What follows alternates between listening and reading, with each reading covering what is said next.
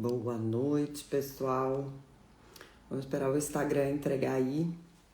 Dizer que estamos ao vivo. Vamos aguardar, ver o que acontece. Esperar o pessoal entrar. Boa noite, Alexandra. Boa noite, Pri. Boa noite, Silvana. Boa noite, Reumato Fabi, Thalita. Boa noite aí, todo mundo. Vai me dando ok, que vocês estão chegando. Diz se o áudio tá chegando? Vocês conseguem me ouvir bem? E me sinalizem aí pra eu saber se tá tudo certo. Chegando áudio? Deixa eu ver se tá chegando áudio. Sim, chegando áudio, ótimo. Muito obrigada, pessoal, pelo aviso. Esperar o pessoal. E aí, gente, vocês estão gostando da campanha? Me contem. Estão achando curioso? Estão achando divertido? Marília, Luciane, Daiane, sejam muito bem-vindas. Aguardar aí o Dr. Carlos entrar também, para a gente começar a nossa live. Ivani, Marcela, Josi, a Alexandra, ela já tem um jingle preferido, né? Que eu ainda vou soltar aqui para vocês. É um jingle bem chicletinho, falando sobre como a gente deve tirar o carrapato, pra gente não se desesperar se o carrapato aparecer. Então, fiquem aí atentos, que isso daí também vai rolar. Pergunta para o Dr. Carlos sobre burbopinela. Burbopinela? O que é burbopinela, gente? Tiago, boa noite. Sejam muito bem-vindos. Esperar a live ser entregue. Aí a gente começa. Esperar também o Dr. Carlos entrar, né, gente? Óbvio. Botar uma música no final? Não dá pra compartilhar no Zap? Dá, uai. Estranho. Por que não tá dando pra compartilhar? Tratamento importado? Dá pra ouvir a musiquinha de fundo, gente? Ai, Deus.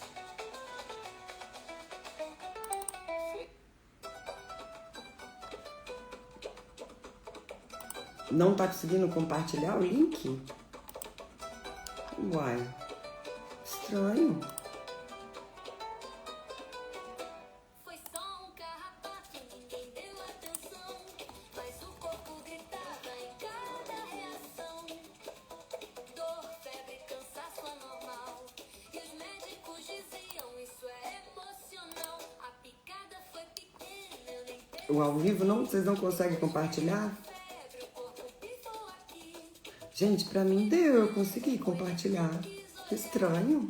Disse estresse, vai descansar, mas o corpo não mexe, a dor não some. Era lá Anelisa. minha dor tem um nome.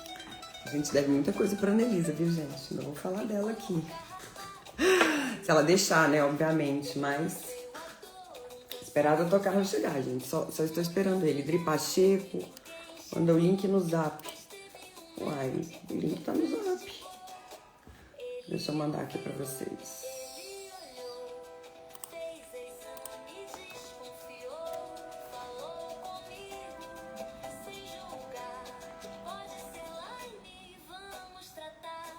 Se tem mancha em algo e fadiga sem fim, se o corpo Compartilhamento tá normal? Então, deixa eu virar aqui, ver se eu acho aqui.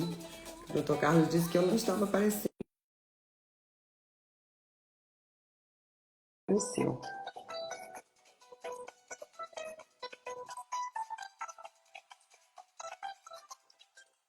Dr. Carlos entrou. Olha aí, quem a gente estava esperando.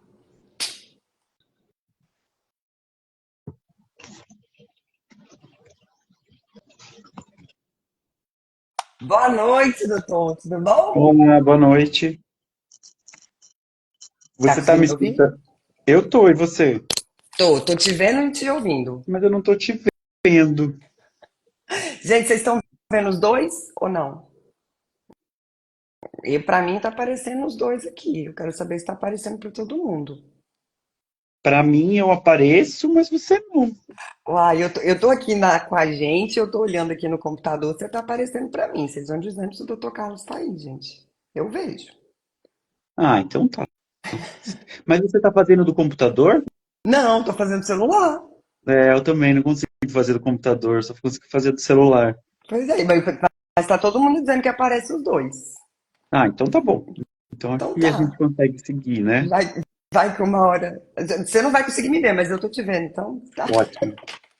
Eu tô, eu tô vendo as pessoas e tô escutando muito bem. Só que pra mim você tá toda preta. Mas depois, eu espero que depois, na hora que eu salvar a live, não tenha problema, né, gente? Que fique aí pra todo mundo. Estão dizendo que tá perfeito. Então vamos começar, né, doutor? Ótimo. Doutor Carlos, primeiro, né? Eu queria agradecer, como sempre, você muito disponível para conversar com a gente, para trazer esclarecimento. Eu estava vendo minhas anotações hoje. Amanhã faz 3 anos da minha primeira consulta. Olha só. E foi bem também em maio. Foi que logo depois eu peguei dengue e eu falando, não, tô ótimo, isso aqui não é remissão, não. Não é recaída da doença, tá tudo ótimo, tá maravilhoso. E cá estou eu, 3 anos depois, em remissão agora, sim. É, você vê que o tempo passa, mas além do tratamento, uma coisa que eu sempre digo é que você fez muito da sua parte, né? Que é o que a gente, que é o que a gente conversa Sim, sobre. Eu ajudo com um pedaço do caminho, mas um bom caminho o paciente tem que trilhar, né?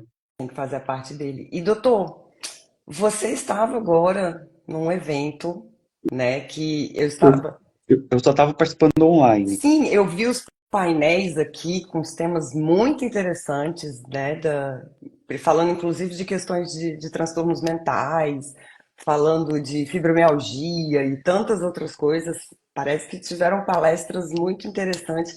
Então, né, o tema aqui da nossa live é o panorama hoje atual da doença de Lyme no Brasil e no mundo. E óbvio que eu vou perguntar olhando para 3 anos para trás, que foi quando a gente começou a falar de Lyme aqui, eu comecei a falar de Lyme nesse Instagram, que foi quando eu comecei. O que que você vê que mudou de 3 anos para cá, quando o assunto é Lyme? Eu acho que claramente o que mudou é que as pessoas estão pensando mais na doença, estão fazendo mais diagnósticos. Então, é principalmente o médico pensar mais na doença e o paciente pensar mais naquele diagnóstico. Eu já tenho pacientes onde quem fez a principal hipótese diagnóstica foi o chat GPT, então também tem isso, né? A inteligência artificial também chegou para ajudar quando o paciente coloca todos os sintomas que ele está sentindo, a doença de Lyme também passou a ser uma das possibilidades, né? Então eu já tenho pacientes que chegaram em mim depois que o chat GPT deu esse pontapé inicial. Então, eu acredito que as pessoas estão pensando mais na doença.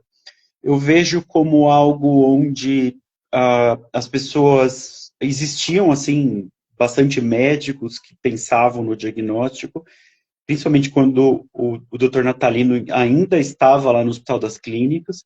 Depois que ele saiu do Hospital das Clínicas, eu acho que teve uma fase com menos, falou-se menos a respeito da doença, e agora, nesses últimos 3 anos, estamos falando um pouco mais, entendeu?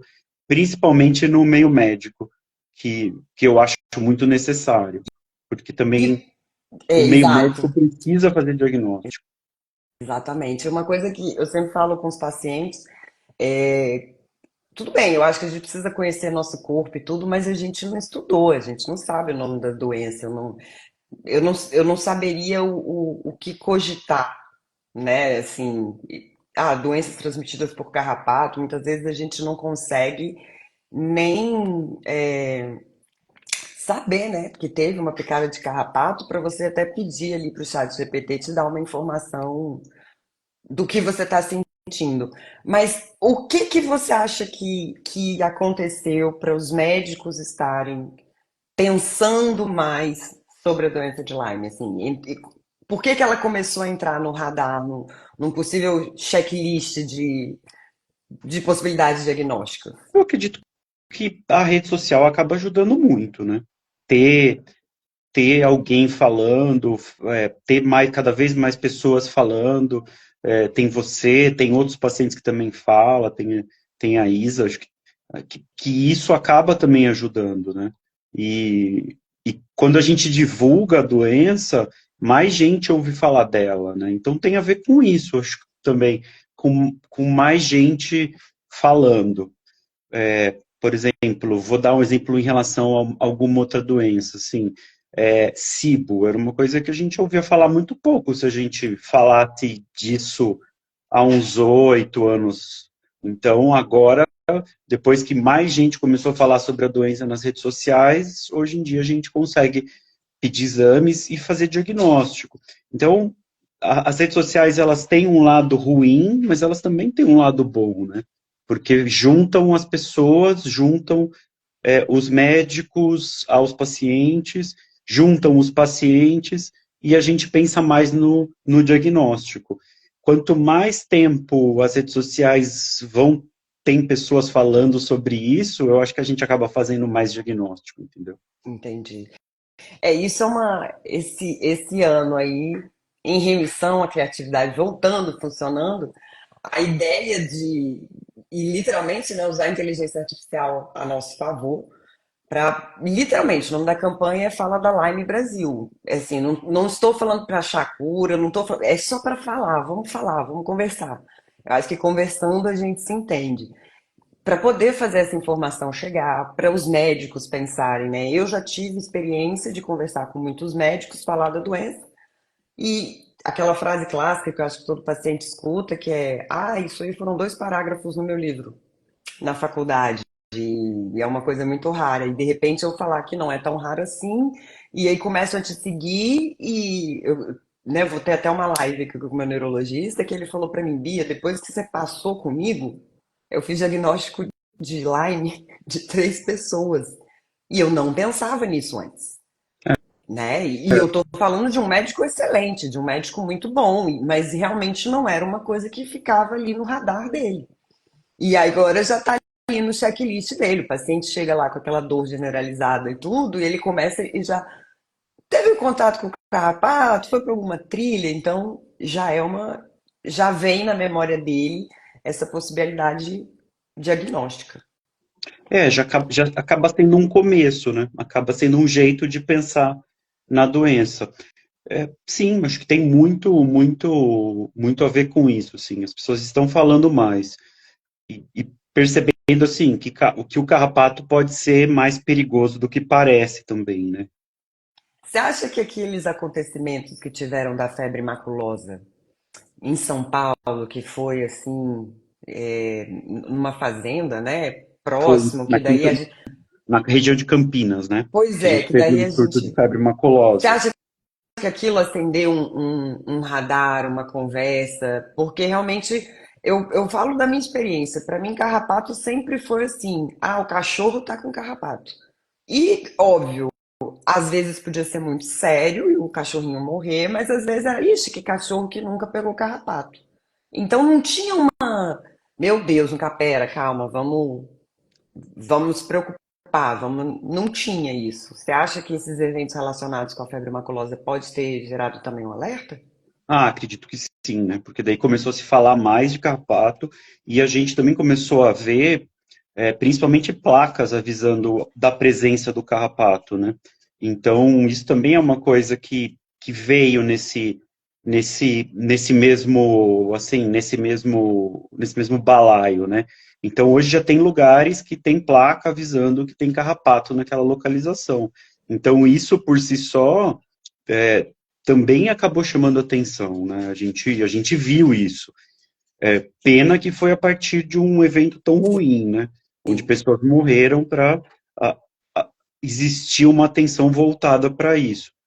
A única coisa que eu vejo assim, realmente uma dificuldade da saúde pública lidar como um todo, né, com a questão dos carrapatos. Mas quem hoje frequenta esses lugares vê placas que antes não existiam, É verdade. E que tem muito chamando nos Estados atenção. Unidos. Que tem muito nos Os, Estados os Unidos. parques dos Estados Exato. Unidos têm muito, inclusive tem assim o carrapato, xizinho e Lyme disease. Eles já tá, alguns parques que você vai já tem até associação do, né? Eu acho que como tem aqui para o mosquito da dengue, água parada e o mosquitinho, lá tem para doença de Lyme, mas é um aviso, sim, você está sabendo, você está entrando e isso pode acontecer. Mas ainda tem isso, né? Muita gente acha que o carrapato realmente não é um grande problema, quando na verdade é. Porque se você pensar mesmo na questão da doença do carrapato, quando os veterinários costumam falar de doença do carrapato do cachorro, normalmente eles não estão falando de borrélia, normalmente eles estão falando de erlíquia. E Sim, mesmo a erliquiose é uma doença que o ser humano pode pegar. E no cachorro é uma doença potencialmente grave. Então, assim, tem cachorro que tem assim, uma evolução em surto que acaba, que acaba tendo que tomar ciclos de antibiótico.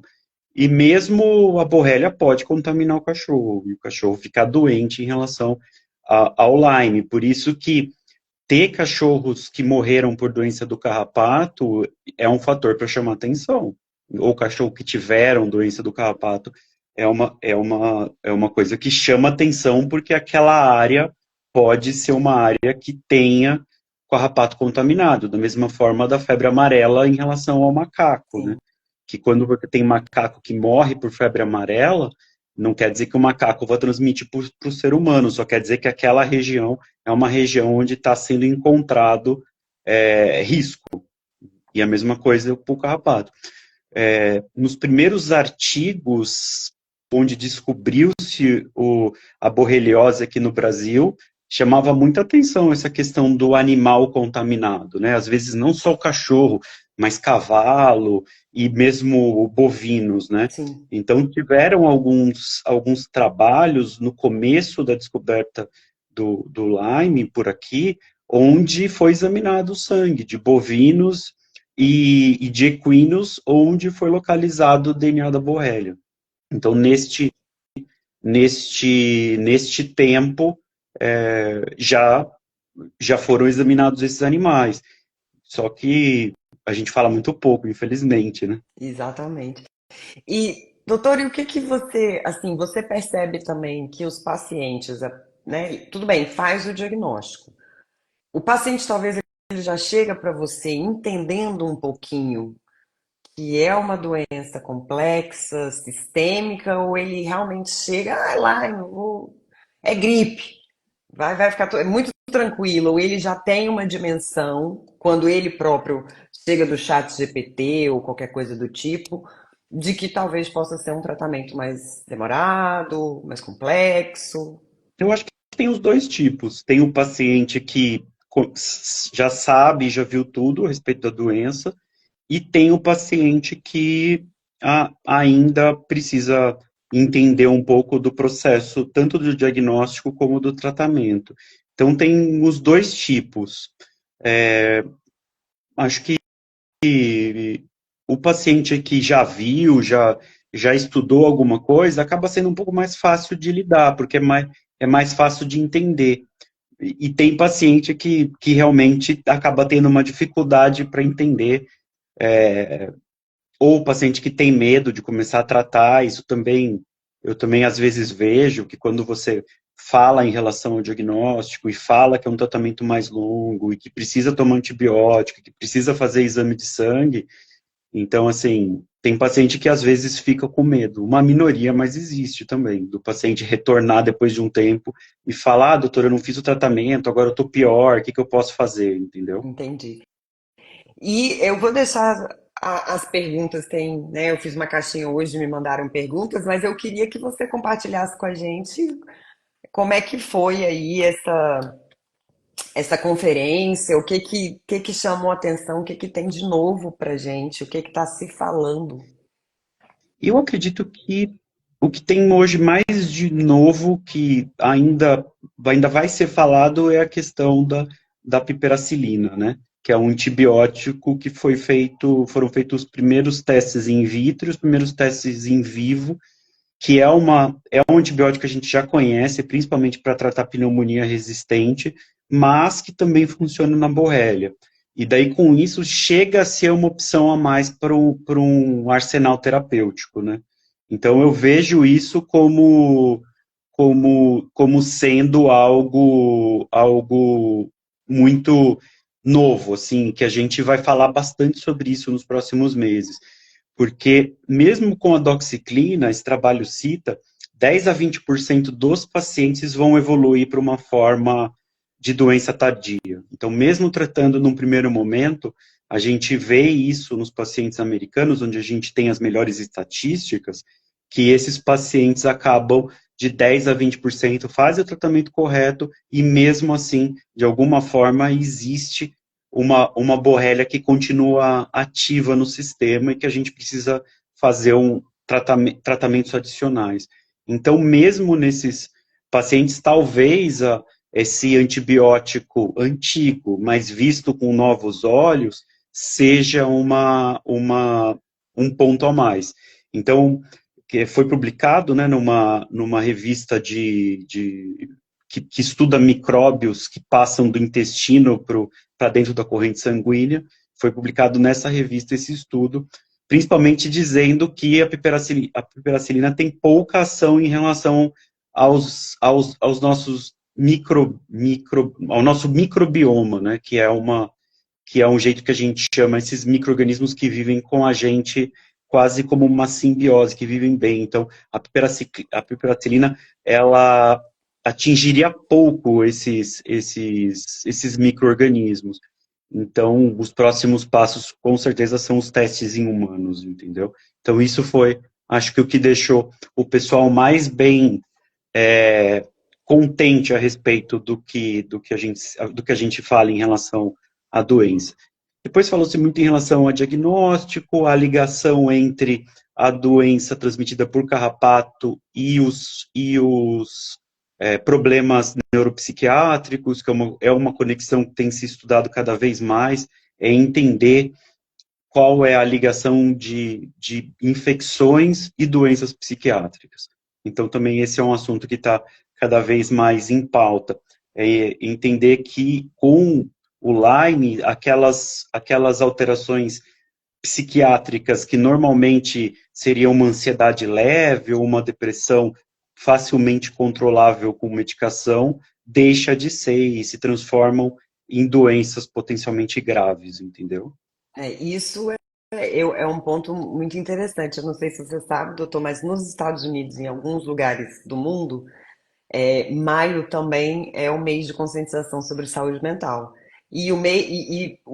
Virou o mês da Lyme, digamos assim, lá, porque eu acho que todo paciente, em algum momento, ouviu que aquilo era estresse, era emocional, ou que talvez estava muito pior, não assim pelo aspecto físico, mas pelo aspecto emocional. Então, criou-se o mês da conscientização da doença de Lyme para que as pessoas pudessem, essa ligação íntima, sim, mas era um sofrimento, obviamente, esse sofrimento que o paciente tem, por às vezes não ter diagnóstico, por às vezes não ser compreendido, por essa persistência da bactéria que não cessa, que, né, a gente puxa de novo, mais um ciclo, isso, aquilo. Isso traz um adoecimento, digamos assim, né, para as pessoas. Mas aí depois, realmente, hoje em dia, eu tenho visto também algumas coisas nesse sentido que estão tentando entender se tem uma relação mais íntima, mais estreita, né, dessas infecções que realmente vão provocar algum tipo de adoecimento psíquico real e não controlável, não contornável, que sai um pouco do controle, né? Então, eu fico muito feliz do pessoal tá se atentando para isso. E está se atentando cada vez mais. Eu acho que esse é um assunto que está cada vez mais em discussão, que realmente a doença não tem repercussões só físicas, né? Ela tem repercussões psiquiátricas que são difíceis de lidar. E às vezes a gente faz todo o nosso arsenal e não consegue fazer com que alguns dos sintomas psiquiátricos se resolvam, né? Sim. Então, É algo que chama atenção e vem cada vez mais chamando atenção. Em relação a exame, hoje em dia, a gente tem algo melhor, mais preciso, mais confiável? A gente, no caso da Lyme, a gente continua realmente levando em consideração a queixa do paciente e o quadro como um todo. Como que essa questão dos exames Eu, estão hoje? eu vejo assim que a gente tem um pouco de diferença, né? Porque como o exame é muito voltado para a borrélia, para a borrélia americana, a gente tem um pouco de diferença, de dificuldade aqui no Brasil em fechar certos diagnósticos, desde que o laboratório da USP está fechado para uma reestruturação, né? Então, lá eles tinham é, uma melhor infraestrutura voltada para as proteínas dos anticorpos da borrélia do Brasil. Então, quando a gente teve esse fechamento, foi uma coisa muito ruim. Enquanto lá fora, os exames eles estão tentando cada vez mais descobrir as borrélias diferentes, né? Então, a gente sabe que a gente tem várias cepas de borrélia e a gente tem, de acordo com as cepas, sintomas um pouco diferentes. Enquanto a borrélia brasileira traz muito uma relação com sintomas autoimunes, a borrélia americana ela traz mais reação com a doença articular depois, a longo prazo. A borrélia europeia é um pouquinho diferente, dá algumas complicações a longo prazo que a gente não costuma ver em outras. Então, os exames estão cada vez mais se aprofundando para conseguir descobrir qual é o subtipo da borrélia e que a gente tinha aqui no Brasil e que agora a gente não está mais podendo fazer uso por não ser um exame completamente validado na Anvisa, o que é muito ruim, né? A gente, Sim. então, enquanto lá fora eles estão tentando entender cada vez mais cada subtipo, a gente aqui está voltando Está para preso à trás burocracia. e está tentando diagnosticar uma borrélia de uma cepa americana por aqui. Então, a gente ainda, infelizmente, depende muito do ponto de vista clínico em fazer o diagnóstico, embora eu sempre peça exame para tentar entender, né? Continua aquilo que a gente fala, né? Existe muito falso negativo, isso no Brasil ainda é uma realidade? Ainda é uma realidade, embora a gente tenha exames que estão ficando cada vez melhores, porque, assim, quando a gente começa a pedir, faz mais, o laboratório começa a ter kits renovados, Sim, né? Então, o laboratório não usa um kit mais velho, né? Então, então isso também é uma coisa boa, né? A partir do momento que a gente começa a fazer com que os exames rodem, a gente faz com que o técnico que faça o exame tenha mais prática, a gente faz com que os kits que são usados são kits mais novos, então também tem isso, né? A gente consegue fazer com que os nossos exames melhorem. Embora os exames voltados para co-infecções, ainda a gente tem uma certa necessidade, né? sim. De chegar nesses exames. Muitos pacientes têm uma dúvida se de repente existe uma relação cruzada enfim, de dar um positivo e na verdade ser outra coisa. Como que fica, né, para o médico quando chega um caso assim? E eu acho que às vezes chega gente com positivo para todas as coisas, né? Eu acho que a pessoa às vezes está tão bagunçada ali que chega com, né, PCR altíssimo positivo para várias outras coisas. Como é que faz essa exclusão? Excluindo as possibilidades até chegar e falar assim, não, então é Lyme e a gente vai seguir por esse caminho. É importante ter em mente isso, né? Que a doença de Lyme realmente a gente faz um diagnóstico de exclusão, né? Não é o primeiro diagnóstico que a gente pensa. E a gente vai excluindo os diagnósticos até chegar na doença de Lyme. Então, quando a gente discute entre um exame falso positivo ou um exame falso negativo, tem muito a ver com isso, assim, você excluiu tudo. Por exemplo, tem paciente que vai lá e tem um exame para Epstein-Barr positivo no IgM, tem um Lyme positivo para o IgM também. Mas daí você vê que aquele quadro clínico não é um quadro clínico de Epstein-Barr agudo. É um quadro clínico completamente diferente. Então, vai muito do médico também entender e tentar fazer da melhor forma possível a história daquele paciente. Por isso que tem um monte de pergunta que a gente faz, né? Então, aquelas perguntas são para guiar a gente para um diagnóstico ou para outro. E realmente não dá para fazer isso numa consulta de 15 minutos. Exato. Então, a gente precisa escutar o paciente, entender há quanto tempo os sintomas estão lá, e daí, a partir daí, avaliar os exames, né?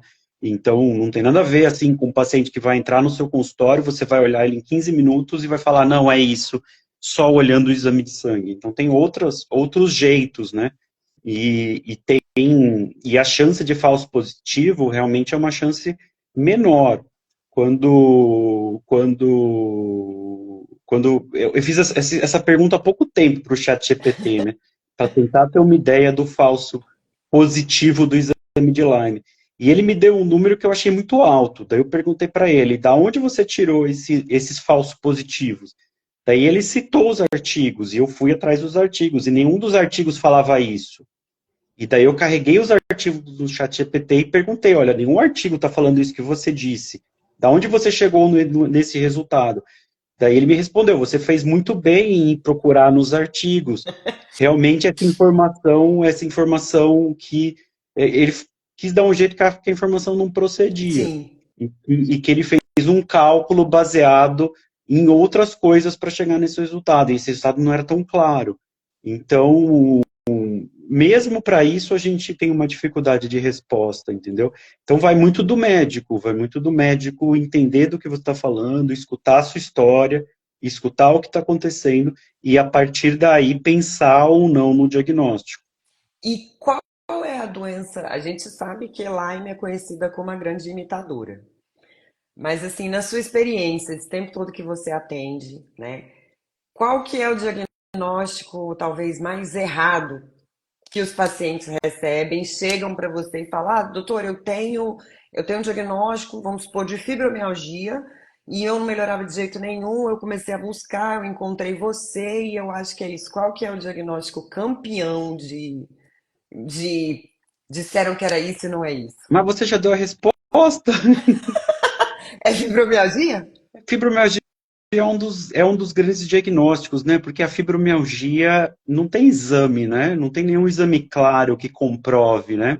Então, a fibromialgia em si acaba sendo um pouco de mecanismo de fuga, né? Sim, De ter aquela doença que a gente não tem nenhum exame que comprove, e como o paciente, ele é um paciente onde existe uma coisa que a gente fala, que é dissociação clínico-laboratorial. O que isso quer dizer? Que é um paciente que tem muitas queixas, mas quando você faz o exame de laboratório, é um exame que tem poucas alterações. Então, isso quer dizer dissociação entre a clínica e o laboratório. E daí, você já coloca aquele paciente num estigma, né? Que é o estigma do paciente que é poliqueixoso e no exame não dá nada. sim. E Aí daí, muitos deles recebem até o diagnóstico lá da síndrome de Munchausen, que fica caçando coisa, que fica inventando doença. graças a Deus, eu nunca ouvi isso, assim, propriamente dito. Mas já ouvi o paciente ser tido como, principalmente o paciente de cidade do interior, de ser aquele paciente que vai no pronto-socorro para tomar morfina. Isso eu já escutei, entendeu?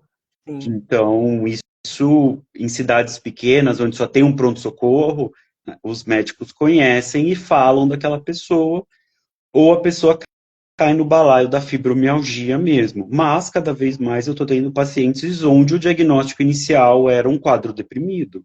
Então, o paciente tinha depressão e tinham vários outros sintomas que não eram investigados, e quando alguém pensou no diagnóstico do Lyme, conseguiu-se fazer o diagnóstico. Mas ainda a fibromialgia eu acho que é a grande campeã, porque ela não tem nenhum exame que comprove. E daí fica meio fácil de colocar o paciente naquela caixinha da Sim. fibromialgia, né? Mas ela pode ser uma comorbidade, ela pode ser uma sequela, existe uma ligação, porque, por exemplo, o paciente de Lyme muitas vezes vai ter a desautonomia. Ele muitas vezes vai ter a síndrome da fadiga crônica, todas ele se encontra a fibromialgia nesse caminho. É uma coisa que eu sempre falo, é triste falar isso, tá, gente? Mas eu tenho que falar.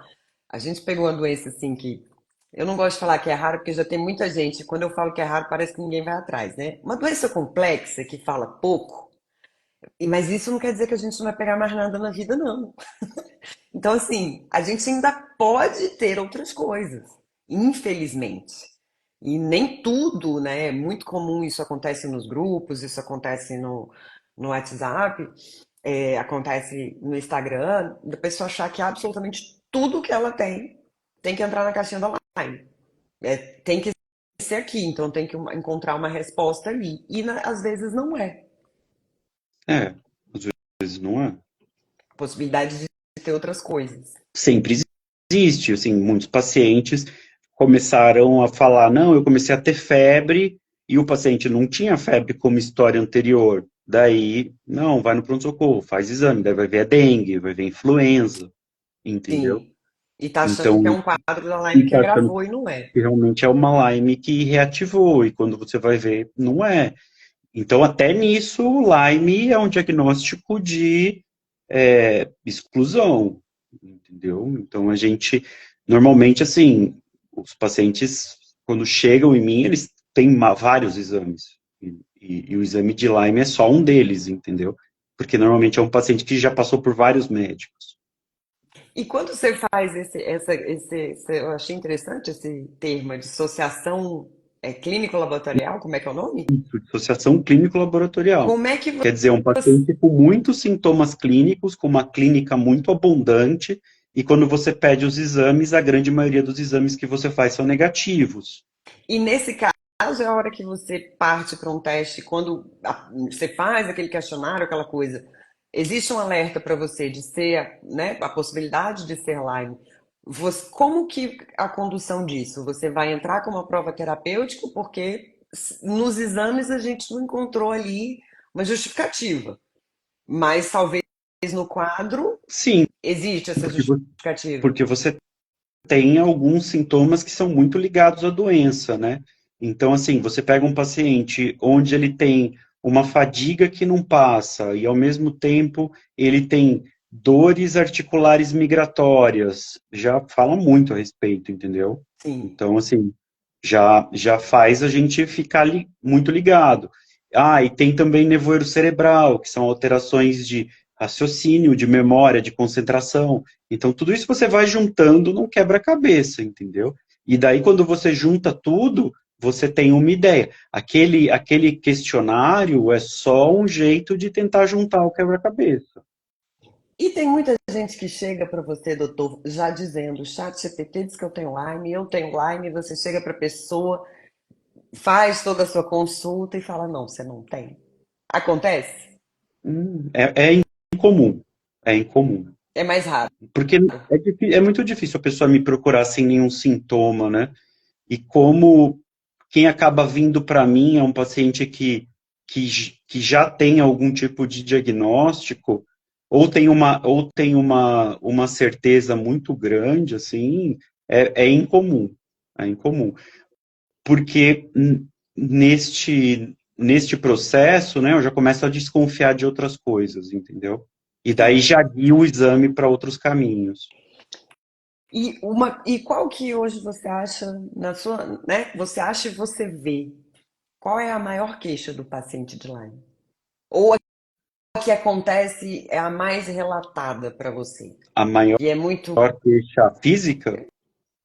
física, mental, né? Enfim, quando o paciente ele chega para você hoje, quando se você tivesse que fazer um inventário das principais queixas dos seus pacientes, porque uma coisa que a gente percebe eu lembro que eu falava muito isso com você. Eu falei, tudo, mas é muito louco, ela se manifesta de um jeito numa pessoa, do jeito na outra. Tem gente que se tomar banho gelado fica ruim, o outro se tomar banho quente fica ruim. Um se comer tal coisa passa mal, o outro se não comer é que passa. Então é um negócio muito, meu Deus do céu, o que que é isso? É muito, parece que é muito particular, mas quando a gente conversa entre os pacientes, a gente percebe que existem coisas em comum, né? Muita questão em comum. Mas você, como médico, o que que chega para você que você vê que é muito presente nos pacientes de Lyme? O que acontece? Essa sua colocação é uma colocação muito boa, assim, de falar, não, mas tudo pode ser Lyme? Não, não é verdade. A gente tem coisas que realmente não são. Mas tem coisas que podem ser, porque é uma doença que usa muito do seu substrato imunológico. E, e o seu imunológico pode fazer muita coisa no seu organismo. Então, nessa última, nesse último congresso que eu fui, eu levei assim fotos de pacientes que se comportavam de diversas formas, desde o paciente que tinha inflamação articular até o paciente que tinha outras alterações que não tem nada a ver com inflamação articular, entendeu? Para mostrar que é isso, que a doença é a grande imitadora. Então, como ela usa o substrato imunológico e cada paciente tem um substrato imunológico diferente, ela pode se comportar de muitos jeitos. Mas eu acho que o jeito mais comum é a nossa apresentação crônica da nossa borrélia brasileira, onde a borrélia brasileira simula muito uma doença autoimune. Então, são aqueles pacientes que têm os sintomas articulares, os sintomas de dores ainda são os mais comuns. Embora eu tenha paciente que não tem dor, eu tenho paciente que os sintomas são completamente diferentes, Sim, e os sintomas são muito mais neuropsiquiátricos, entendeu? sim.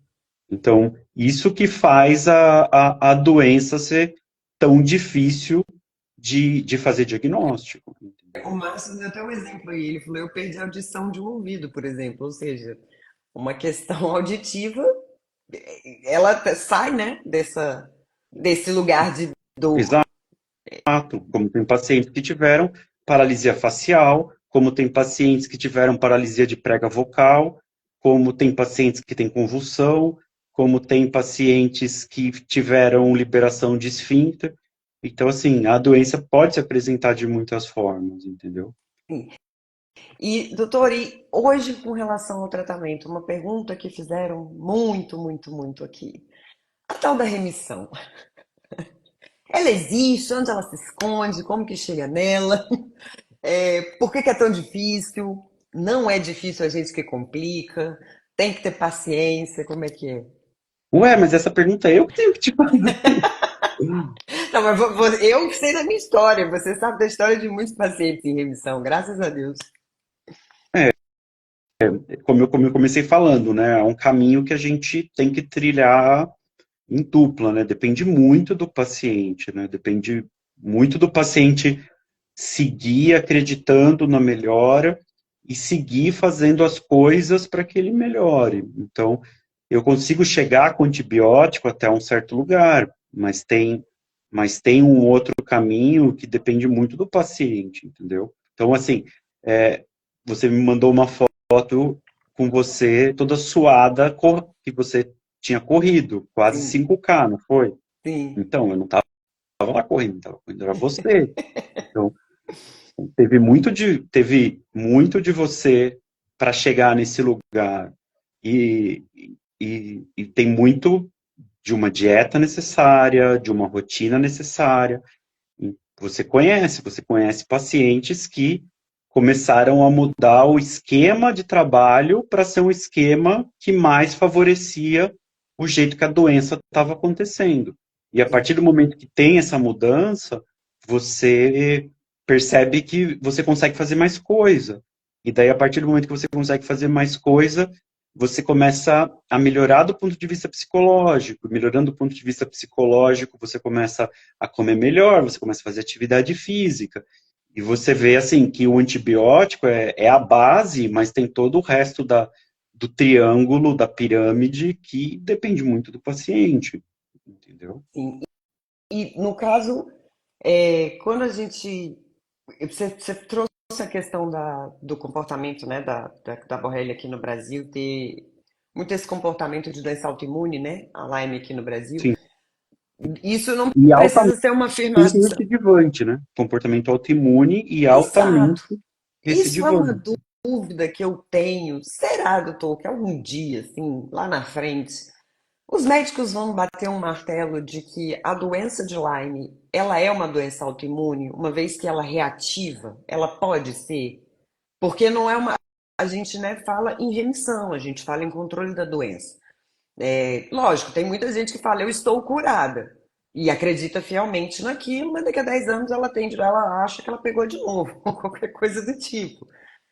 Não sei como o que pensar disso, né? Mas quando a gente fala em remissão, quando a gente fala em recidiva da doença ou qualquer coisa do tipo, na minha cabeça, estou falando, né, da minha cabeça, isso soa muito como uma doença autoimune. Já é uma, né? Se você não cuida, se você tiver sobrecarga imunológica, se você tiver com imunológico, se apresenta um gatilho de estresse, todas essas coisas. É possível ou o comportamento da doença autoimune não tem nada a ver? Parece, mas não é um lugar que pode chegar. Então, qual que é a diferença, né? A doença autoimune, na maioria das vezes, ela precisa ser controlada por quase todo o tempo, entendeu? Então, quando você tem um diagnóstico de uma doença autoimune, dificilmente você consegue ficar sem tratá-la. E o Lyme, você tem momentos onde você fica sem tratar, entendeu? Então, ainda tem uma certa, ainda, embora tenha muitas semelhanças, ele tem essa diferença, né? Então, assim, você pega um paciente com artrite reumatoide ou mesmo lúpus, dificilmente você consegue deixar o paciente sem nenhum tipo de remédio. E no Lyme você até consegue. Então, eu vejo o substrato como um substrato autoimune. Você tem muitas substâncias hoje cada vez mais sendo descobertas que são autoanticorpos, mas ainda a gente não pode bater o martelo e dizer que é uma doença autoimune, embora ela se comporte muito parecido com uma, entendeu? Teve até uma pergunta aqui que, né, doutora, doença de Lyme pode causar múltiplas alergias alimentares, né? No seu livro você fala até da síndrome alfagal e tudo aqui. O meu é todo marcadinho para eu não, para eu saber onde é que tá, de aquilo não te fazia mal e de repente parece que tudo faz Sim, mal. A Lyme ela pode fazer isso. pode, sem dúvida pode. Pode sim, porque uma das coisas que a Lyme pode causar, eu acho que você vai falar ainda, que é a ativação mastocitária, né? Então, ela pode trazer, ela, como ela tem esse comportamento muito parecido com uma doença autoimune, ela pode trazer também com que o paciente comece a ter sensibilidades que ele não tinha antes. Porque a gente também não pode esquecer que o nosso sistema imunológico também está envelhecendo, Exato. entendeu? Ninguém tá ficando Então, mais novo, não. ele, como todo o nosso organismo, o nosso sistema imunológico também envelhece. E daí, quando ele envelhece, ele pode dar brecha para ele ter sensibilidades que ele nunca teve. O Lyme causa isso. Aumentar a sensibilidade de, com alimentação, com corante, de contato. Então, eu tenho pacientes que estavam muito bem, de repente o paciente teve uma alergia grave a camarão, e hoje ele está super alérgico, coisa que ele não era tão alérgico no passado, Sim. entendeu? Muito sensível aquilo, né? Eu tive, num breve período, problema com gordura. Assim, eu nunca gostei muito de comida gordurosa.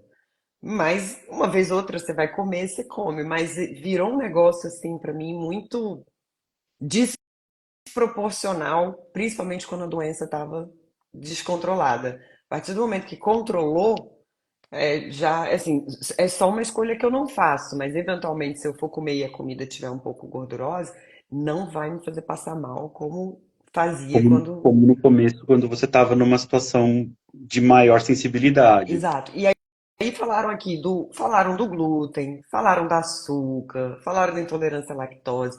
Isso é uma realidade para todos os pacientes ou isso é muito individual? As dietas, o que piora, o que não piora, isso tem que ser uma percepção do paciente? O que acontece, né? A gente tem, vamos colocar que a gente tem uma certa tolerância imunológica.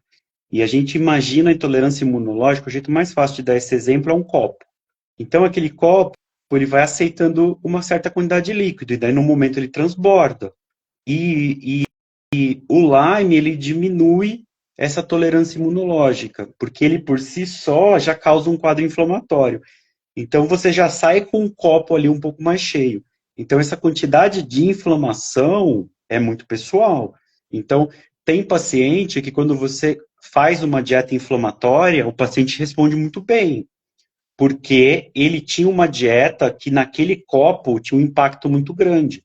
Então, naquela tolerância inflamatória dele, a dieta tinha um grande peso. Mas tem pacientes onde, na tolerância inflamatória, a dieta é muito pouco. Então, este paciente, ele, quando ele muda de dieta e ele vai para uma dieta menos inflamatória, ele sente muito menos. Às Ele vezes é diz, não, mas uma essa questão dieta não funciona para emocional. mim, Às vezes ele tem que entendeu? manejar o estresse. Talvez o que ocupa o copinho dele seja muito mais uma questão, talvez emocional, né? Do que da alimentação. Porque o emocional também tem um impacto Sim, imunológico, né?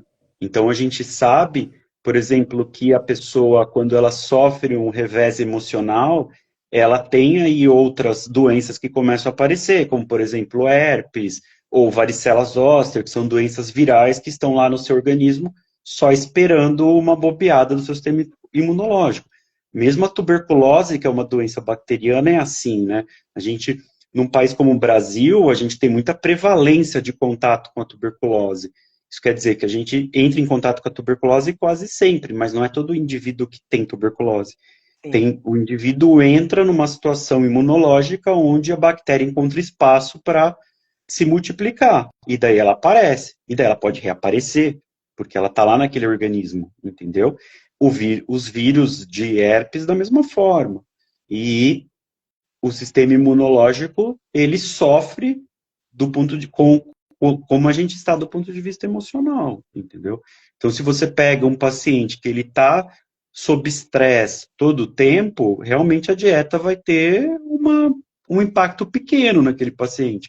Então, ele muda, ele muda a dieta e a dieta tem pouco impacto. Como tem pacientes onde a dieta tem muito impacto, e daí numa mudança de dieta e uma mudança de estilo de vida, acaba fazendo toda a diferença, o paciente melhora muito, entendeu? sim, Então isso faz parte daquele compromisso consigo mesmo que o paciente tem que ter. entendi. Uma outra pergunta que fizeram muito também é sobre a questão do tratamento endovenoso. Eu acho tão engraçado, porque às vezes o pessoal fala, ah, ele não me passou para tomar isso. Aí eu falo, que bom, né? Significa que ele estava ouvindo você, não a mim. A consulta era com você. Se fosse para fazer a mesma coisa com todo mundo, né?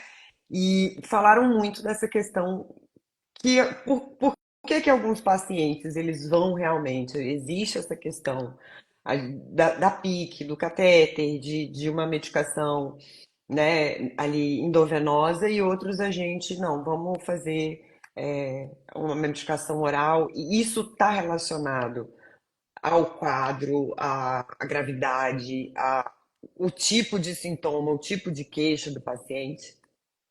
Sim, sem dúvida. O tipo de sintoma é o tipo de comprometimento, né? Então, a gente tem aí um arsenal terapêutico que a gente vai usar aquele arsenal terapêutico da melhor forma para cada paciente. Então, tem paciente onde existe um comprometimento maior no sistema nervoso, ele vai direto para um tratamento endovenoso. Tem paciente que tem um comprometimento menor no sistema nervoso, a gente tenta o tratamento por via oral, entendeu? Mas só realmente quem faz tratamento endovenoso sabe a dificuldade que é, não tem nada de fácil em fazer o tratamento endovenoso. E também não quer dizer que o tratamento endovenoso é mais forte do que um tratamento por via oral. Só quer dizer que ele traz uma penetração maior em certos tecidos que que o tratamento por via oral traz uma penetração menor. Sim. Ai, eu costumo brincar, eu odeio falar, mas eu falo bastante essa frase, né? Que eu falei assim, o tratamento é tão complexo que a parte mais light do meu tratamento foi a bezetacil. E para a população normal, bezetacil é um terror, né? Tipo, quando a gente fala de bezetacil, todo mundo, ai meu Deus, bezetacil. Mas fiquem tranquilos que o Dr. Carlos ele é tão bonzinho que ele faz com um Com pouquinho anestésico. de anestésico. É assim, não parece tanto um caco de vidro entrando em você, parece algo mais leve. Mas Mas bezetacil é você bezetacil. vê, né? Você está dizendo que foi uma coisa tranquila, né? Sim. Perto das outras coisas que você passou. Foi, enfim. E, doutor, existe uma. Eu sei que estão perguntando muito sobre esse criptólips. Criptópolis, como Picolé é que fala? Isso. Eu nem sei o que que é é. uma erva, faz parte de alguns protocolos naturais para o tratamento. Como que eu vejo? Eu vejo que se a gente pode usar uma molécula que tem maior penetração, eu, eu prefiro usar a molécula de maior penetração, que às vezes é uma molécula do antibiótico, entendeu? É aquela mesma história, assim. Tem paciente que vai se dar bem com um chá de erva cidreira, tem paciente que precisa tomar uma medicação mais forte, entendeu? Então, o chá de erva cidreira funciona para todo mundo? Não funciona para todo mundo. Tem gente que não vai dormir com chá de erva cidreira. Tem gente que vai dormir. Sim. Então, Tem é, gente que toma Miozan e dorme. Tem exato, gente que nada acontece. exato. Mas assim, quando a gente fala de tratamento natural, a gente usa muito o que é usado nos Estados Unidos, né? Porque nos Estados Unidos o tratamento não natural custa muito caro. Sim. Então sobra espaço para outros tipos de tratamento. Então é uma coisa que está nos protocolos naturais, mas não tem grandes provas em vivo que funciona. In vitro tem. Sim. In vitro tem, mas in vitro, teste in vitro é uma coisa diferente de teste em vivo, né? Uhum. E também uma coisa que a gente já até falou aqui em outras oportunidades, que muitos desses tratamentos naturais que tem nos Estados Unidos, às vezes não é a primeira opção, gente, é porque é a única. Porque o tratamento lá é muito caro, né? Quando eu digo única, no sentido de acesso, Ah, né? claro, sim. Não estou dizendo que lá não exista. Eu acho que se você tiver condições financeiras, se qualquer coisa que for, mas ainda assim lá é uma questão complexa, não é tão simples. O pessoal às vezes acha muito que tudo aqui é pior, e acha que lá eles sabem alguma coisa assim que a gente não sabe. Eu acho que sim, os testes lá talvez sejam muito melhores, existe mais investimento, mas com relação a acesso ao tratamento, quando você vai estudar, você vai ler, você vê até filme, documentário, muito desses protocolos naturais, eles surgiram pela pessoa não conseguir ter acesso à medicação que deveria ter, ao padrão ouro, por assim dizer, né? Sem Ao que dúvida. seria melhor. Tem médico lá nos Estados Unidos que você não pode. Na verdade, assim, tem várias problemáticas, né? Então, a primeira problemática é o preço do tratamento. O preço do tratamento é muito caro. Sim, E a maioria dos médicos, o tratamento não é coberto pelo sistema de saúde, mas um comprimido de anita custa US$ 100. sim, Então, uma benzetacil custa caríssimo. Então, por exemplo, tem brasileiro que já me pediu, assim, benzetacil para levar parente de médico que trabalha nos Estados Unidos, porque o preço é muito caro. sim. Então, realmente tem essa questão. Tem médico que, quando você vai fazer um tratamento, o médico, você assina um contrato que você não pode falar o que você está tomando. Então, isso também existe. Por Sim, exemplo, você vai fazer tratamento com alguns médicos que são bastante famosos, você assina um documento de confidência daquilo que você está fazendo, entendeu? sim.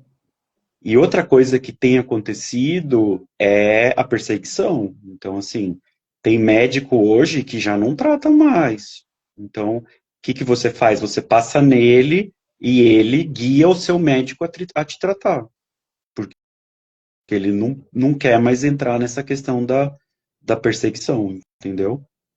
O Victor, ele tá falando aí, ele é um exemplo, né? Um paciente que está nos Estados Unidos e veio para o Brasil para tratar com o Dr. Carlos e ele vê, né, lá na prática, essa problemática do sistema de saúde americano em relação, né, existe um momento atual muito complexo, muito delicado, que já vinha, mas especialmente em relação à doença, quando você não reconhece a doença como crônica, é o que eu sempre falo.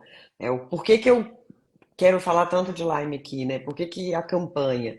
Porque só quando a gente fala que alguém vai parar para pensar o que a gente precisa, Ninguém vai adivinhar. Então, se de repente, do mesmo jeito que começaram a existir mais pedidos de exames para Lyme, e aí os laboratórios estão assim, opa, a gente tem que dar uma melhorada aqui no Brasil, eu acho que à medida que a gente também começa a falar sobre a doença e do tratamento, os planos de saúde vão entendendo. E nos Estados Unidos não tem esse reconhecimento do plano de saúde da seguradora se sentindo obrigação de pagar o tratamento, né? Então acaba, foge do escopo. E tem toda a dificuldade de fazer com que o plano, realmente o plano pague, né? Que a Sim, gente ainda consegue fazer, né? Com relatório, tudo a gente consegue. E até no SUS tem paciente que acaba fazendo, assim. Eu já vi paciente fazer ceftriaxone pelo SUS, sim, entendeu? É uma dificuldade, é um saco, tem que ir lá no pronto-socorro, passar no pronto-socorro, depois passar, fica um tempo no hospital. Sim, mas ainda consegue fazer. ainda Mas eu tenho consegue. paciente no Canadá que não consegue fazer um ceftriaxone, porque se o paciente não está no sistema de saúde, ele não consegue fazer. E lá só tem um sistema de saúde público, e o médico não prescreve. E daí o paciente tem Sim, que ir até os Estados Unidos para fazer o tratamento. exato. E é uma coisa também que, infelizmente, o SUS não tem. Né, minha experiência, eu consegui pegar algumas medicações pelo SUS e outras não. Infelizmente, tem. Né, a Letícia está até colocando. No postinho, sem burocracia, fez CEF pelo SUS. Eu tive problema aqui em Brasília, né? Que falou: não, a gente tem essa medicação, mas a gente não libera para essa sua doença, não. Você volta aqui com o laudo diz que daí a gente libera. E eu conheço pacientes que foram no postinho só com a receita e falou, é isso aqui. Eu falei, então toma. Então, Então, mas ainda falta o padrão, né? o SUS é de acesso universal. Sim, Então, assim, por exemplo, tem postinho que fala, eu não aceito receita de médico particular, só aceito receita do médico do SUS. Isso é um absurdo, isso não está escrito em lugar nenhum. exato. Não está escrito isso. Nenhuma diretriz do SUS está escrito isso. Que o médico que prescreve um tratamento pelo SUS tem que ser do SUS. Sim, você tem que passar em consulta com o médico. Isso é muito comum. Você tem que passar em consulta com o médico daqui pra Isso, gente. isso não está escrito em lugar nenhum. Sim, Nenhum. Também não está escrito em lugar nenhum que o postinho não pode aceitar receita com liberação digital. A receita de liberação digital tem que ser aceita em todos os estabelecimentos. sim. Então, Documento assim, oficial. é um documento que vale tanto quanto um carimbo. Exato. E tem lugar que não aceita. Mas tudo isso é por decisão local, Exato. não está escrito no SUS. E quando. E até o gancho, quarta-feira, pessoal que está aqui na live, eu faço convite para vocês. Vai ter uma advogada, especialista em direito de saúde, aqui conversando com a gente, e que já advogou para paciente de Lyme, porque a mãe dela é paciente, né? Ela é a Érica, a filha dela é advogada, e por conta de negativas do plano de saúde, a filha sendo advogada, se especializou nisso, e você conversa com ela assim, é bom e é ruim. É bom porque, assim, ai, que bom, eu tenho muitos direitos, assim. É ruim porque você vê o tanto de coisa que o plano lega, às vezes o postinho, essas coisas todas, e o que você falou, né, doutor? Não está escrito em lugar nenhum. É um direito que você teria, mas você tem que brigar para aquilo ali acontecer. Mas na maioria das vezes, assim, na maioria das vezes, assim, não é uma briga muito grande, porque você vai conversar com ela, mas faz uma, uma ordem de cumpra-se, né? E daí tem que fazer. Sim, Principalmente o convênio, né? exato, exato, exatamente. E que é um caminho que às vezes a gente não consegue fazer, né? Por exemplo, muitos pacientes têm o tratamento negado, é, e num primeiro momento, aí se você falar com a ouvidoria e acionar a ANS, aí eles, não, então tá, agora a gente vai. Mas tem paciente que eu tenho visto que mesmo quando aciona a ANS tem dificultado, você acredita? Sim, exato. E aí ela vai trazer pra gente esses esclarecimentos a respeito disso. Vai- E existe um tempo médio da remissão? Não, isso é muito pessoal. É. Isso isso é muito pessoal, assim. Tem pacientes que conseguem antes, tem pacientes que demoram mais. É muito pessoal. E tem paciente que não consegue nunca, doutor? Eu acho que o paciente que tem mais dificuldade é o paciente que tem o paciente que tem mais dificuldade em encontrar remissão é o paciente que tem mais dificuldade de seguir aquele tripé que eu sempre falo. Que um pezinho é uma boa alimentação, um pezinho é atividade física, e o terceiro pezinho é o equilíbrio emocional. Então, assim, o paciente que tem dificuldade nesse tripé, ele vai ter uma dificuldade maior de chegar no momento de remissão, entendeu? Como eu disse, o antibiótico é só um pedaço. Tem muito caminho que o paciente tem que seguir por conta própria. E no seguir por conta própria, é esse tripé que vai segurar o paciente a longo prazo. Por exemplo, tem pacientes que estavam muito bem há muito tempo, daí teve um problema emocional, um revés emocional, e a doença voltou. Então, esse tripé é o mais importante. Tem paciente, por exemplo, que o emocional é bem tranquilo, mas a dieta é muito difícil. Tem paciente que a dieta ele consegue levar, mas o emocional é muito ruim. Então, esse tripé, às vezes, é o mais difícil de conseguir para manter a longo prazo. E tem paciente que tem outras patologias imunológicas. Quando a gente está falando de alguém que já tem outras patologias imunológicas, aí é mais difícil ainda, porque o sistema imunológico já tem um fator estressor, né? Sim. Agora, como é que, nesse caso, isso eu acho que é uma dúvida, como é que o paciente sabe que o paciente está em remissão? Que horas que deve acender o alerta dele de que ele pode estar tendo uma recidiva da doença? Quando os sintomas voltam. Quando É? você começa a se sentir naquele mesmo local que você estava antes. Daí, quanto mais cedo você percebe, mais cedo a gente trata, entendeu? Sim, e às vezes se você fizer até um manejo ali de alguma coisa que você desequilibrou, às vezes não precisa nem de medicação. Às vezes não. Às vezes a gente consegue segurar sem medicação, entendeu? Às vezes a gente tenta fazer um manejo, entra com algum tipo de imunomodulador e dessa forma tenta segurar para não precisar voltar no antibiótico. Entendi. E a remissão, ela é uma coisa que a gente fala, continua falando sobre remissão, não fala de cura. É, qual é a porcentagem? Não sei se porcentagem é o melhor jeito de falar, mas existe um número muito grande de pacientes que ficam tendo recaídas recidivas da doença, ou via de regra, esses pacientes que estão fazendo até principalmente esses tratamentos mais extensos, etc., são pacientes que não costumam ter tantas recaídas. Então, tudo depende, né? Assim, eu tenho os dois pacientes, assim, eu tenho o paciente que não aceita nenhum tipo de sintoma, então este paciente às vezes é um pouco mais difícil, e tem o paciente que percebe que ele vai ter alguns sintomas e vai ter que lidar com eles, entendeu? Por Como se exemplo, fosse uma sequela. desautonomia, como se fosse uma sequela. Desautonomia é uma coisa bem difícil de lidar. Então, assim, eu tenho pacientes que estão numa situação onde ele está numa remissão, mas ele mantém alguns sintomas desautonômicos. E os sintomas desautonômicos são bastante difíceis de lidar. Sim. Eu tenho pacientes que eles saem, eles não têm mais nenhum sintoma de doença, mas eles mantêm ativação mastocitária, ou seja, mantêm ficando com alergia, entendeu? Então, alguns sintomas são difíceis da gente dizer, olha, eu consigo desligar algumas chavinhas, mas aquela chavinha que está te causando alergia, eu não sei quando vai desligar. Ou aquela chavinha que está causando desautonomia, eu não sei quando ele vai desligar, E no entendeu? caso, mas assim, se o paciente ele entende assim, não, tudo bem, eu tenho uma desautonomia, que não, ela talvez ela não seja mais tão frequente quanto no auge, na crise, mas ela ainda está aqui, eu não posso dizer que eu não tenho episódio nenhum. E tudo bem, eu posso ficar sem antibiótico e tentar fazer todo o manejo que se faz da desautonomia, com alimentação, com hidratação, com atividade física.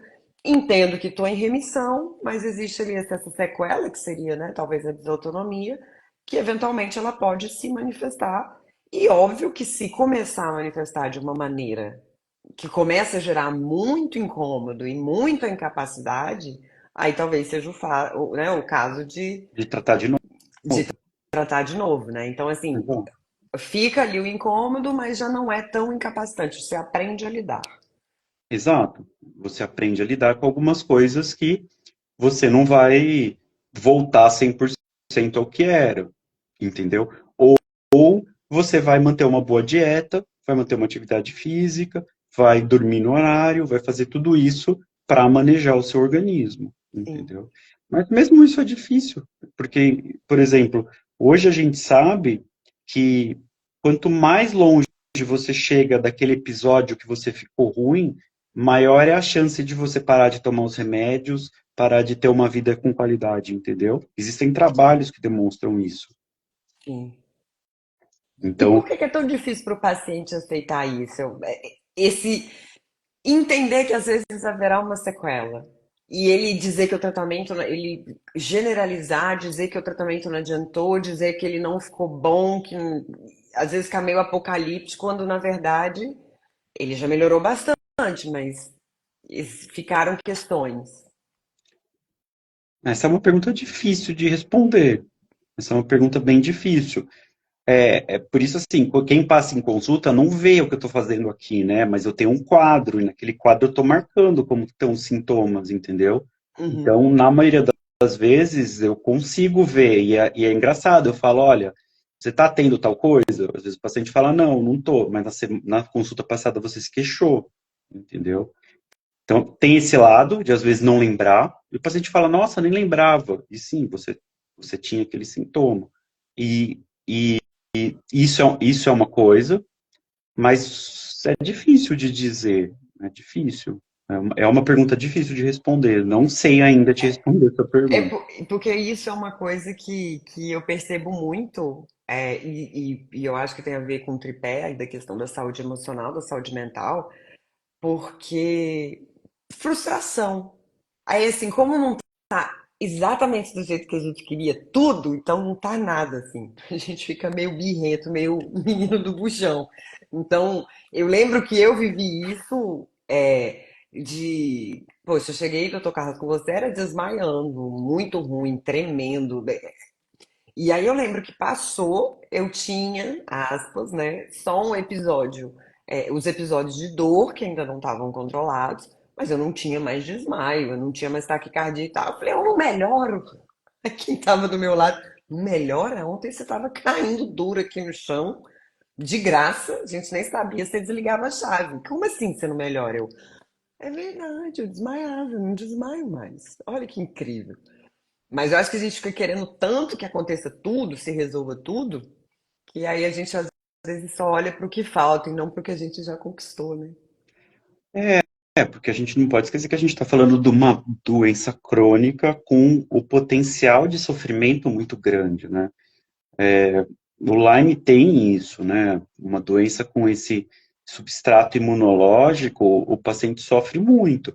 Então, hoje, se você for ver, por que que o paciente de Lyme ele tem uma mortalidade maior do que a população em geral? Não é não é pela doença em si, mas é pelo risco de suicídio. Sim, Então, se você não está com aquele paciente onde ele tem um comprometimento cardíaco, que é um dos comprometimentos que matam, que é o paciente que chega na fase disseminada inicial e ele tem um bloqueio de condução grave, e ele vai para o hospital e não faz diagnóstico, ele acaba morrendo. Essa notícia você vê de vez sim. em quando, teve um, acho que ano passado ou ano atrasado, senão ele dificilmente vai morrer pela doença, né? Mas ele é tanto sofrimento, é tanta dificuldade que ele se suicida, então é um Sim, paciente com risco maior a suicídio, entendeu? O que eu vejo na prática é um paciente que, do ponto de vista emocional, se ele não tivesse o Lyme, ele conseguiria lidar com aqueles problemas. Mas o Lyme potencializa aqueles problemas psiquiátricos, entendeu? sim. Então, ele tem uma ansiedade que ele lidaria com aquela ansiedade, ele conseguiria trabalhar, ele conseguiria ter uma vida relativamente normal e ele teria um diagnóstico de ansiedade. Mas com o Lyme, aquela ansiedade vira um Um fardo muito grande. transtorno de ansiedade generalizada, né? Vira uma coisa, Exato, não é exato. só mais E uma que às ansiedade. vezes só o remédio não trata. Sim, E daí toma medicação para ansiedade, mas ele continua doente, entendeu? Sim. E, doutor, uma outra pergunta que fizeram muito é a relação, que acho que foi até, a Josi até jogou aí agora, mas é uma das perguntas que está anotada aqui para mim. A relação de autismo com Lyme e crianças, principalmente, que muitas vezes estão recebendo esse diagnóstico e, na verdade, era Lyme. Uma coisa pode ter os dois. O Lyme pode simular um autismo, ela, sendo a grande imitadora, ela pode fazer até isso. O que acontece? Se você for ver, eu dei uma aula de autismo há um tempo, ela está até gravada no YouTube. Então lá tem um slide de Harvard que ele mostra quais são as causas do autismo regressivo. E ele vê várias causas. E a borrelia está lá como sendo uma das causas, entendeu?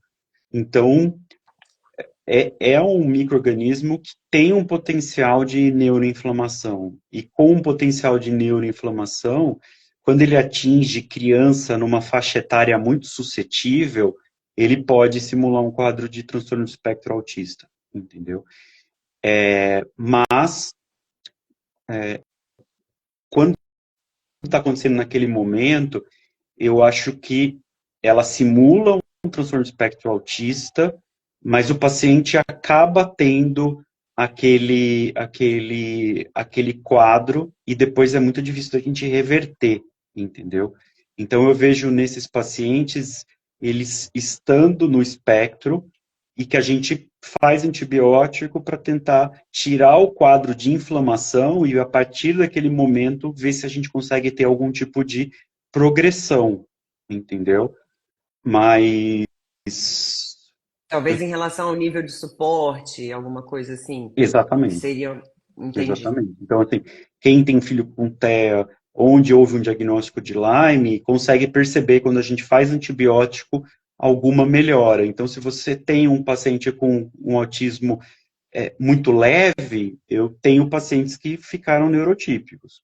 Mas, quanto mais tempo ele convive com aquela inflamação, mais difícil é a gente conseguir reverter o quadro. Então, a gente trata, a gente vê algumas melhoras, mas a gente não dá para vender uma promessa mágica, Sim. entendeu? E Dá quando você para. fala que você teve pacientes que ficaram neurotípicos, são pacientes que teoricamente chegaram para você, e existem pacientes adultos que, por conta da Lyme, ou a pessoa não recebeu um diagnóstico à época que deveria ter recebido de TEA, e como a Lyme potencializa tudo, potencializou esses comportamentos, essas questões, e aí agora foi possível fazer o diagnóstico.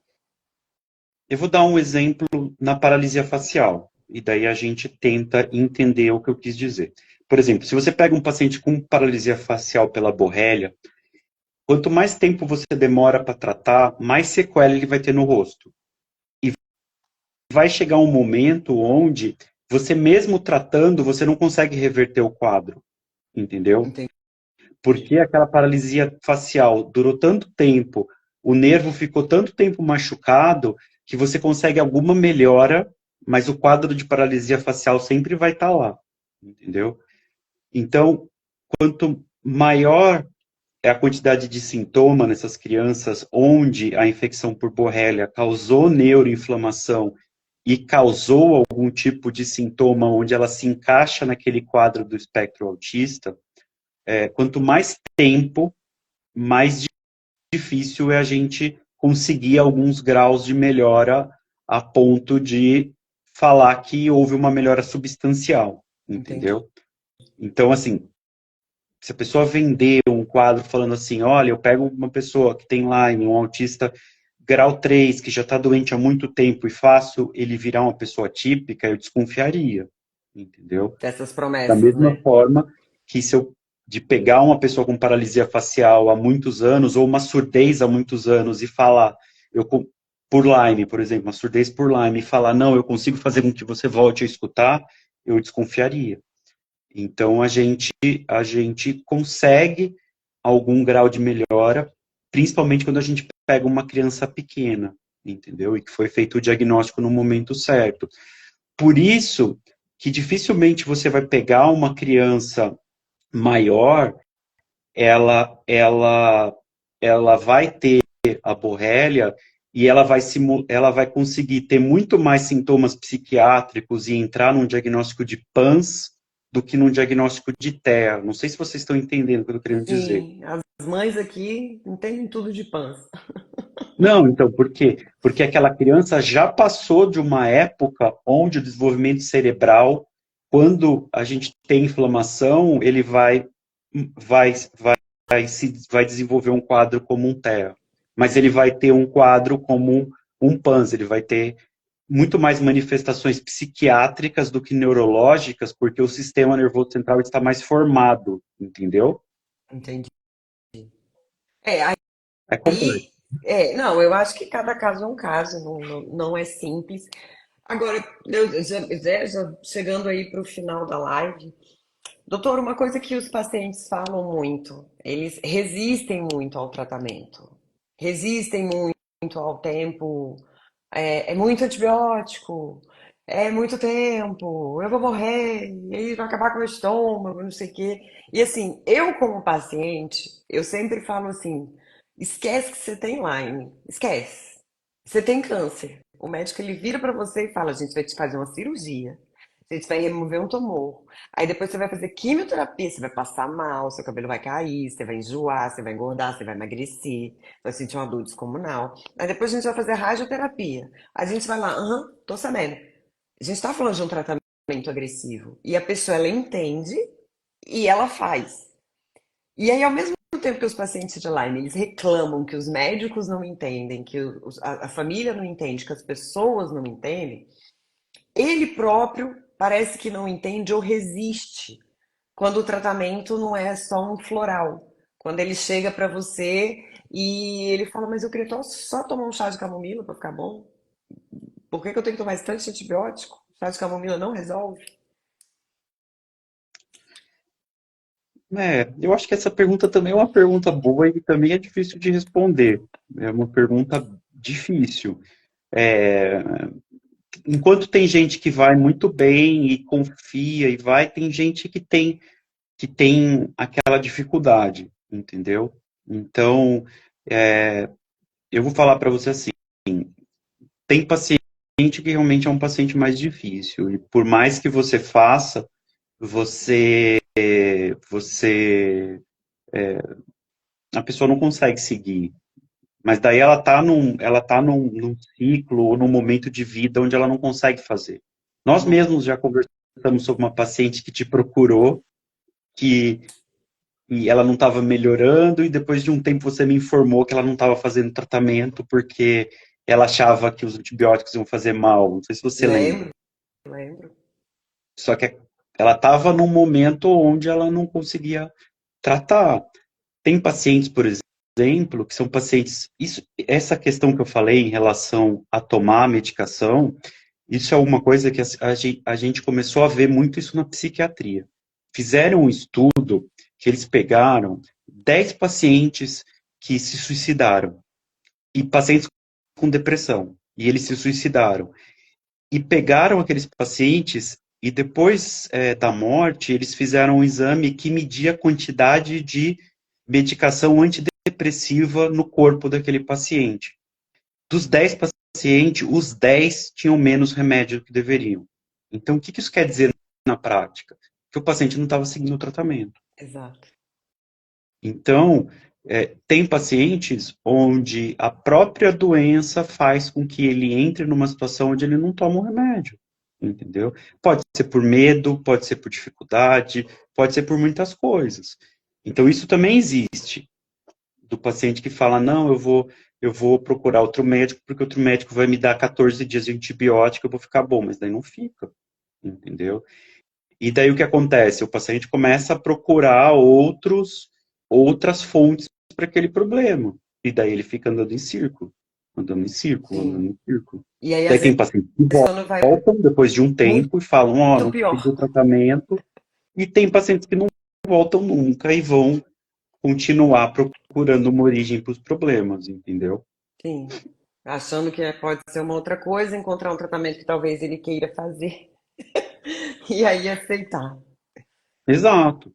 E outra coisa que perguntaram muito, doutor, no Brasil, qual é o panorama atual no Brasil, né? A gente falou aqui que as pessoas, os médicos estão cogitando. Eu tenho essa experiência também, pessoal, hoje, eu lembro quando eu ia em consulta, eu falava, tenho doença de Lyme, e a pessoa, ah, sério? Já aconteceu até de eu ir, a pessoa falar, olha, tem um médico muito bom, doutor Carlos. Eu falei, é meu médico, inclusive. Então, mas isso não acontecia. Antes eu tinha que desenhar para a pessoa, falar e tal. Então, assim, como paciente, eu percebo que mais médicos estão é, com a Lyme no radar. Mas você percebe que mais diagnósticos estão sendo feitos? Você percebe que tá havendo mais casos? Ou os dois? Ou não? Tem diminuído o caso? Não, eu acho que mais diagnóstico tem sido feito. A gente Não tem, mais casos, né? Não é a gente. acho que como a gente não tem a ideia de uma incidência real, porque, por exemplo, a pessoa que mais estudou Lyme aqui foi o doutor Natalino, nem ele conseguiu chegar numa incidência real, tendo todo o aparato da USP com ele, é muito difícil da gente ter uma incidência real, entendeu? Eu só posso te dizer que a gente tem tido cada vez mais diagnósticos, entendeu? Porque as pessoas têm pensado mais na doença. E, e quando pensam mais na doença, a gente consegue tratar antes. E as pessoas sofrem menos, Sim. entendeu? Então eu vejo o que a gente tem feito, não digo só eu, digo eu, você, a Mariângela, que acabou de aparecer aí, a Isa, que estão conversando sobre a doença, acaba fazendo diferença, entendeu? Porque o que eu sempre digo para todos os pacientes, normalmente as pessoas mais ativas nas redes sociais são as que estão pior, não são as que estão melhor. E daí fica mais difícil para ver uma luz no fim do túnel, porque os pacientes que estão melhores, eles querem esquecer daquilo, e eu não culpo. A pessoa quer Sim. esquecer o que viveu aquilo, a pessoa quer. E isso não é só no Brasil, nos Estados Unidos é a mesma coisa. Quem é E não ativo só no com a fórum, Lyme, e não só com a Lyme, com várias doenças. A gente vive um negócio que é um estresse pós-traumático, eu diria. Do mesmo jeito que a sim, pessoa volta da guerra, escuta um barulho, um estalo, ela já se desespera. A gente, quando resolve o BO ali, você falou Lyme, carrapato, você já não quero mais. Então, isso realmente mas acontece. isso você pode ir para outras doenças. Vamos falar, por Exato. exemplo, de linfoma. Quantas pessoas estão lá na internet falando que passaram por aquilo e estão bem? Sim, Poucas.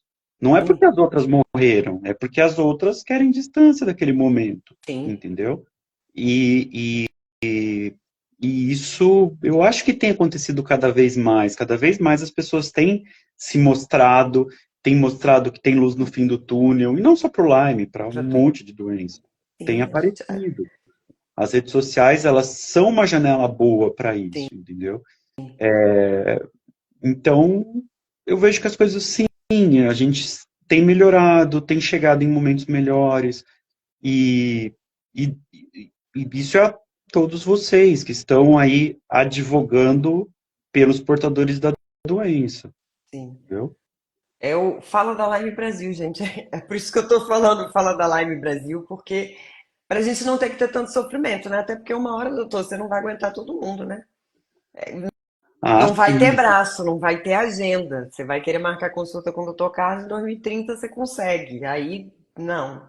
Não, e tem que ter mais gente, né? Tem E que ter você já mais tem, gente. inclusive, treinado outros médicos, né? Você já tem sido convidado para poder dividir a sua experiência com outros médicos sobre a doença de Lyme, né? Sim, cada vez mais. Por exemplo, tem algumas pós-graduações que eu tenho falado sobre Lyme, né? Então, eu tenho conversado sobre a doença, congresso, essa semana eu estou em outro congresso. Então, sim, as coisas têm funcionado, sim, Os tem cada médicos vez mais. estão mais receptivos, doutor?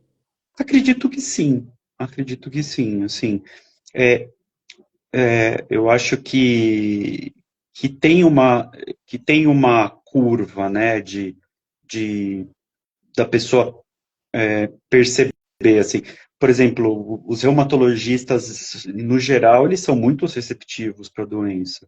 de entender que a doença existe. Esse ano mesmo, publicou um livro da Sociedade Brasileira de Clínica Médica, onde o capítulo de Lyme é meu, eu que falei sobre Lyme. Agora, em setembro, vai ter um capítulo de doenças sistêmicas que acometem o olho, que o capítulo de Lyme é meu também. Na Sociedade Paulista de Reumatologia, tem um livro que o capítulo é do Dr. Natalino. Então, sim, as doenças estão sendo mais aceitas. O que tem que ficar cada vez mais numa condição da gente não aceitar é a história de que não existe a doença aqui no Brasil, entendeu? Porque quem fala isso, normalmente, nunca viu um caso, nunca viu uma melhora, nunca viu o quanto a gente trata e o paciente melhora. E quando a gente Exato. trata, eu trato com antibiótico, não é com outra coisa, entendeu? Então, E, por que aquela doença está respondendo antibiótico? O que está acontecendo? Entendeu? é, É, e normalmente esse e, médico que fala que, né, esse médico profissional que fala que não existe aqui e que às vezes o tratamento é errado, ele só te desampara, porque ele também não te fala o que você tem. Porque eu exato. já fiz muito isso de eu chegar por uma condição e falar, olha, eu tenho doença de Lyme, tenho Lyme crônica, nananana, faço tratamento, mostrar os remédios que eu tava tomando, mas você tá ruim por causa desse tratamento. Eu falei, ah, então tá, então me propõe uma coisa aí que vai me deixar boa. Não, não, não. Eu falei, ah, Exato. então não mexe no meu Você tratamento. vai, você vai me dar a mão, a gente vai seguir junto, você vai Exato. ficar comigo até eu entender o que eu tenho, até eu ficar bom? Ah, não, não vou. Por quê? Porque não tem como, não vai seguir aquilo. Então, esse é um outro problema, que quando eu vejo a pessoa vir falando assim, manda uma mensagem para mim, não existe Lyme no Brasil. Hoje em dia eu já até ignoro. Mas, então tá bom. Então, o que esses pacientes têm? Você vai falar? Você vai Exato. fazer Você uma vai tratar? Você pesquisa? vai estudar? Você vai atrás, você vai entender o que eles têm? Ah, não vou, mas daí, para que serve esse profissional? Para desamparar? Exato. É exatamente o que você Para falou. deixar você em dúvida, porque é uma coisa que eu falo, o paciente, nós, pacientes de Lyme, nós estamos vulneráveis. A dor deixa você vulnerável. É muito ruim ter quando você dorme mal, dormir mal, sentir dor o tempo inteiro, não ser compreendido, isso tudo já te coloca num lugar de vulnerabilidade. Aí vem um médico, você acredita nele e você fala, putz, eu tô com o Dr. Carlos, olha, agora é uma luz no fim do túnel. Aí existe alguma coisa que você precisa de um outro médico, uma emergência, etc. Você tem dúvidas, você nunca ouviu falar da doença, é uma coisa totalmente nova para você. Aí chega esse médico, não, o que tá te matando é esse tratamento. Ó. Você tá ruim? Eu falei, não, não, esse tratamento é o que tá me fazendo viver de novo. Você não sabe Porque como eu eu tava tava antes. pior, né?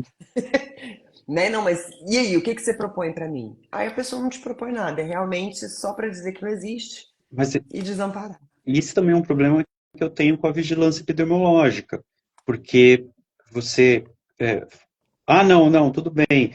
Que nós vamos fazer? Vamos para a vigilância epidemiológica. Vamos fazer A a- notificação. avisar que existe Lyme. Daí a vigilância epidemiológica vai lá e pede para fazer o exame. Daí começa fazendo o exame. Ah, não, ó, o seu exame está só com uma proteína positiva, tem que ter duas, não é Lyme. Mas o paciente já estava tratando. Ou então, o paciente vem com as duas proteínas positivas. Não, mas não existe Lyme no Brasil. É, quando você gabarita a prova, a questão muda. É tipo, Exato. E daí, exatamente isso. Exatamente isso. Daí você faz o, o, o, a vigilância vai lá, faz o exame, ele dá um jeito de dizer que aquele exame não serviu, ou sim. mesmo o exame que ele fez não serviu, porque não tem a doença no Brasil. E daí, quando acontece isso, o que acontece com o paciente? É exatamente isso que você falou, entendeu? Aí você entende o caso do suicídio, você É entende o um caso do porquê que muitos pacientes acabam indo neste caminho. desamparados, Exato. desamparados. Então, como que eu vejo essa questão? Mas você não vai avisar que eu tenho a doença? Se eu tento avisar, a pessoa vai me atrapalhar, não vai me ajudar. A pessoa vai lá e vai falar para o paciente que ele não tem a doença. Daí vai ser mais difícil ainda fazer com que o paciente faça o tratamento correto. Então, a gente também tem essa dificuldade também vem, entendeu? Sim. Então, E até você. nisso, as autoridades precisam entender melhor. Exato. E, doutor, uma coisa que muita gente pergunta: existe uma estimativa de caso no Brasil? Não, infelizmente não existe. Por ser uma doença subdiagnosticada e uma doença subnotificada, isso, tudo isso que eu falei, né, de Sim, avisar a autoridade chama notificação, sim. entendeu? E quando a gente chega na notificação, a gente também chega num problema, né? Porque a doença de Lyme, ela é de notificação obrigatória, mas a doença de Budd Chiari não é, entendeu? E aí Então só muitos aí já entram tem naquela uma, da, só da aí já síndrome de tem Weissenstein. uma dificuldade. E cada vez mais os pesquisadores, né, quem estuda a doença, eles estão deixando para chamar a doença de Lyme para a doença americana. E as outras doenças ser borreliose, entendeu? Borreliose também não é de notificação obrigatória.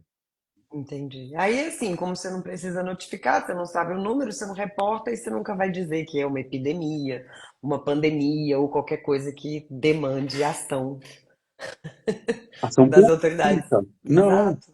porque e porque mesmo quando eu tive paciente que conseguiu notificar, a notificação se baseou no que notificou. O paciente insistiu tanto que ele precisava ser notificado, era uma cidade pequena do interior, ele foi atrás do prefeito, ele encheu o saco da vigilância, ele não parou. Daí sabe o que a vigilância fez? Mandou colocar a placa que tinha carrapato. Então também foi só isso que a vigilância fez. A vigilância não fez Sim, mais nada, sim. entendeu? Exato. Então, então, então é muito problemático. E Então, você atende desde que ano, doutor? desde Lyme. 2019, Desde 2019. Você estima quantas pessoas já passaram? Você já atendeu gente do mundo inteiro. já atendi gente. Hoje, por exemplo, veio no meu consultório um americano. Pois Um é. americano veio tratar aqui, entendeu? Mas assim, eu posso te dizer que, deixa eu ver aqui, eu tenho um negócio assim que eu vejo quantos pacientes já passaram. 1002. E desses 1.002, eles só chegaram e tal, ou são 1.002 que fizeram tratamento? Ou, né, Isso eu preciso fazer um isso só fazendo um filtro levantamento maior. para responder. Mas com a suspeita, com o quadro teoricamente compatível que chegou em você, é esse número. É, 1002 eu tenho desde 2019 pacientes atendidos com um quadro compatível. Pois é, e tem muito, e eu tenho sempre para mim que tem muito mais pessoas, inclusive, que estão sem saber que estão com algum diagnóstico errado, né? Como a gente falou antes, o recorde é fibromialgia de diagnóstico errado. E aí, às vezes, a pessoa não tem uma resposta e a gente está nesse lugar. Doutor, agora nos finalmente, o que você tem de consideração para fazer aí? Eu já quero de antemão agradecer demais você topar, né, fazer a live, topar as minhas músicas que fazem referência a você aí agora. Tem mais alguma, até mandou um sertanejo agora. Eu não vou falar seu nome, mas todo paciente sabe que é você. E Olha, eu, que você deixa aí pra gente nesse mês de maio? eu acho que, assim, é muito difícil. Quando me perguntam, eu falo que a doença de Lyme é uma doença que não costuma matar, mas costuma judiar, porque judia muito do paciente. Não é uma doença fácil de ter, é uma doença que está sempre ali. As pessoas, infelizmente, elas têm pouca empatia com pacientes de doenças crônicas. Mas tem Invisíveis. acontecido, as coisas têm andado.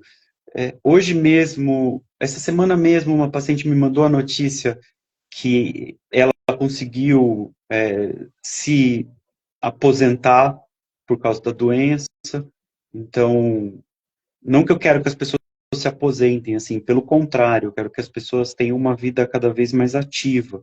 Mas isso já é um ganho, Não, que ela porque, tem essa possibilidade, porque tem muita gente que inclusive não entra em remissão porque ela não exato, consegue fazer uma redução, ela já não aguenta mais. Se ela fizer uma redução de jornada de trabalho, talvez ela conseguisse controlar a doença, porque naquele momento ela já não consegue. E aí, né, enfim, Mas porque a própria profissão não deixa. Se você for perguntar, assim, se eu te falar assim, quem são os pacientes que eu vejo que estão mais sob estresse? Assim, sem dúvida, são dois, assim, que são disparados. É professor e é paciente que trabalha em banco. Esses dois, assim, eu vou ter dificuldade, porque são pacientes que vivem sob estresse, sim, vivem em situações difíceis de lidar, entendeu? Então, esses pacientes não conseguem fazer essa redução de carga, esses pacientes não conseguem ter uma dificuldade, ter uma facilidade em lidar, assim, com a doença. É, mas é claro, todas as profissões onde você precisa trabalhar muito, ficar 2 horas no transporte, e são profissões difíceis, sim. entendeu? E realmente vão ter dificuldades de lidar. Vamos em frente, no que eu puder, eu estou tentando. E você está conseguindo, doutor. Eu fico tão feliz quando eu vejo você com outros profissionais, com outros médicos. Eu fico feliz, eu sei que é um caminho ainda muito longo. É, Essa é a primeira live que a gente faz depois que eu entrei em remissão, né? Eu mantive minha promessa. Eu abri o Instagram na hora da crise, mas eu tô bem aqui. E esse mês vai ter muita gente para falar. E há 3 anos atrás eu não conseguiria montar a programação que eu tô montando esse ano. Porque eu só teria você para conversar, né? É verdade. Literalmente, assim, o único profissional que poderia falar. Agora eu vou poder fazer live com o Dr. Elber, meu neuro, falar do manejo da dor.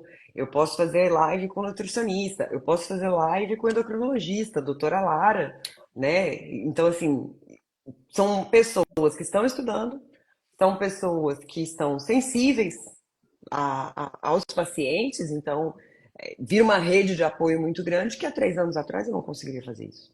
Não, não tinha braço, não tinha gente pra gente trazer Fazer isso. aqui. Eu ia ter que fazer live com o Dr. Carlos o mês inteiro. Então, não que eu achasse ruim, mas assim, né? Aí vocês iam achar, porque daí ele não ia atender a gente. Porque para ele entregar o que ele entrega pra gente, não são só as horas no consultório, é muito estudo, muita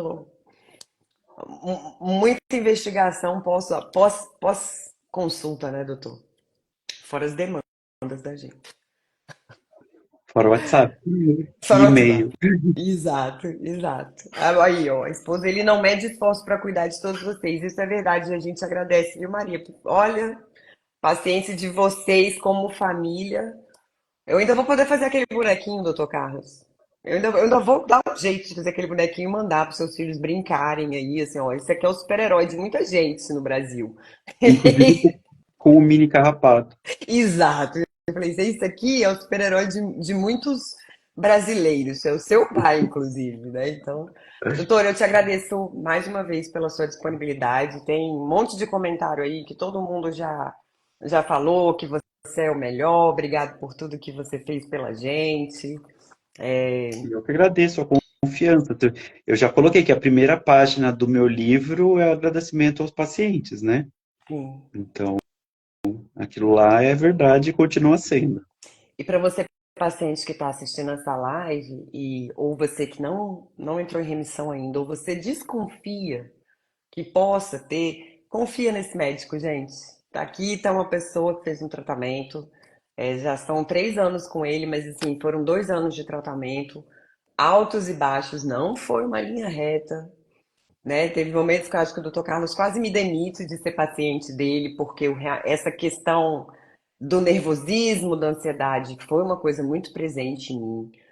E graças a Deus não é o que está acontecendo hoje. Hoje eu consigo montar esse conteúdo, eu não conseguiria 3 anos atrás. Até, assim, cognitivamente falando, eu não conseguiria pensar numa campanha dessa do jeito que eu estava. Né? Então, se hoje essa campanha existe, é porque existe um Dr. Carlos que me colocou em remissão. E eu tenho certeza que se você que está aí, o Vitor já falou, salvou minha vida, o pessoal falou, sou grata. E ninguém me ajudou, só o Dr. Carlos. Ai, que horror, gente. Mais médicos têm que ajudar a gente. Eu Mas que podem confiar, não agradeço sou eu que estou falando. Leiam todo os mundo que falou. comentários. Eu que agradeço. Muita gente agradecendo. Doutor, muito obrigada pelo seu tempo. Se tudo der certo, a gente ainda consegue fazer uma live de fechamento no final do mês. Combinado, Vamos torcer. a gente Vamos conversa. torcer. Uma boa noite a Obrigada, doutor. Boa todos. noite. Obrigada a todo mundo que estava aí. Muito obrigado. Tchau, Tchau, tchau. tchau.